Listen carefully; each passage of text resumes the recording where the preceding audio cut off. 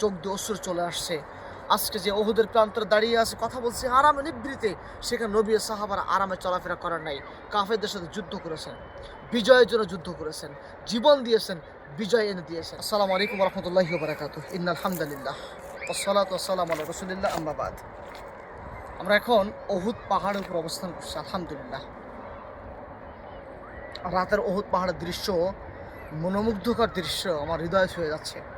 ওহুদ পাহাড় থেকে মদিনার দৃশ্য মাশাআল্লাহ আরও বেশি মনোমুগ্ধকর। একটু ঘুরে দেখেন, আরও বেশি মনোমুগ্ধকর যে দৃশ্য হৃদয়ে ছুঁয়ে যাচ্ছে। মদিনার অলিগলিগুলো দেখা যাচ্ছে ওহুদ পাহাড়ের উপর থেকে। সুবহানাল্লাহি ওয়া বিহামদিহি। এই ওহুদ পাহাড়ে উঠতে গিয়ে যে কষ্টটা হয়েছে, কষ্টটা হচ্ছে, যা কল্পনা করার মতো নয়।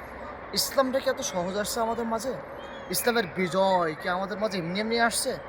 ইসলামের বিজয় এসেছে জীবনের বিনিময়ে, রক্তের বিনিময়ে। আজকে আমরা যে ইসলামের উপর দাঁড়িয়ে কথা বলি, যে ইসলামিক অনুশাসনগুলো মানি, যে ইসলামের বিধিবিধানগুলো আমরা মানি যেগুলা, আমরা আমরা কি এত সহজে ইসলামটাকে পেয়েছি? আল্লাহু আকবার কাবীরা। আমরা এত সহজ ইসলামটাকে পাইনি। ইসলাম এসেছে কঠিনের মধ্য দিয়ে, জীবনের মাধ্যমে, রক্তের বিনিময়ে। আজকে সেই ইসলামের উপর দাঁড়িয়ে আমরা আরামে নিভৃতে সালাত আদায় করছি, ইবাদত করছি, আল্লাহর বিধিবিধানগুলো মানছি। আমাদের সবার দায়িত্ব পড়ে যায় এই ইসলামটাকে এমনভাবে আঁকড়ে ধরা, মজবুতভাবে আঁকড়ে ধরা, যে ইসলাম আঁকড়ে ধরার মাধ্যমে আমাদের জান্নাত নিশ্চিত হয়ে যাবে, আল্লাহকে সন্তুষ্ট করা নিশ্চিত হয়ে যাবে। আমরা সেই ইসলামকে মানবো যে ইসলাম আল্লাহ আমাদেরকে দিয়েছেন, সেই ইসলামকে মানবো যে ইসলাম রাসূল সাল্লাল্লাহু আলাইহি ওয়াসাল্লাম তিনি বলেছেন।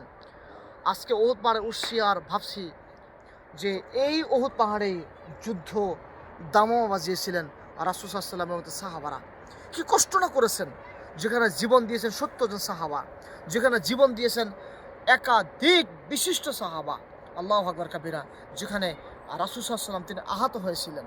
আজকে সে ওহুদের পাহাড়ে আমরা দাঁড়িয়ে আছি। আজকে সে ওহুদের প্রান্তরে যখন আমরা যাই, সাহাবাদের কবরগুলো যখন আমরা দেখি, তখন আশ্চর্য হয়ে যাই যে তারা জীবনের বিনিময়ে ইসলামের বিজয় এনে দিয়ে গেছেন। আর আজকে আমরা সেই ইসলামের ক্ষেত্রে, মানার ক্ষেত্রে, আজ না কাল, কাল না পরশু, এখন না তখন করব, এখন না তখন হবে, ওই সময়ে হবে, এসব নানান অজুহাতগুলা দিয়ে আমরা ইসলামের বিধিবিধানগুলা মানার ক্ষেত্রে দুর্বলতা জায়গাতে রেখে দিয়েছি। কিন্তু আমাদের দায়িত্ব পড়ে যায় যে ইসলামের বিজয়ের জন্য সাহাবারা জীবন দিলেন, রাসূল রক্ত দিলেন সাল্লাল্লাহু আলাইহি ওয়াসাল্লাম।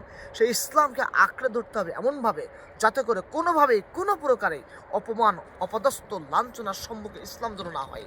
আমাকে যেন আল্লাহর শাস্তির কাঠগড়ায় যেন আমাকে না দাঁড় না করানো হয়। এই জন্য আমাদের সবার দায়িত্ব পড়ে যায়।